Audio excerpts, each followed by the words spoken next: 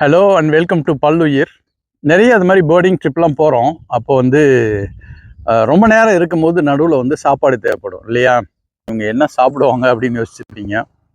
நான் வெளியே போகும்போது பழங்களை எடுத்துகிட்டு போகிறது வந்து சாண்ட்விச்லாம் பேக் பண்ணி ரிசார்ட்லேருந்து எடுத்துகிட்டு போயிடுவோம். ஆனால் வீட்டில் இருக்கும்போது எனக்கு ஃபேவரட்டான ஃபுட் என்னென்னா இதுதான். என்னென்னா பழைய சோறு. இந்த பழைய சோறு மாதிரி ஒரு அருமருந்து கிடையாது. ஸோ எங்கே போனாலும் அதை பேக் பண்ணி எடுத்துகிட்டு போயிடுவேன். மிக அருமையான சாப்பாடு, ப்ரோபயோட்டிக் இருக்குன்னு சொல்கிறாங்க. சயின்டிஸ்ட் நிறைய சொல்கிறாங்க, பழைய சோறு வந்து நிறைய நன்மைகளை கொண்டு வருது அப்படின்னு சொல்லிட்டு. நீங்கள் பழைய சோறு இது நாள் வரலும் ட்ரை பண்ணலன்னா ட்ரை பண்ணி பாருங்கள். பேர்டிங் போகும்போது எடுத்துகிட்டு போங்க.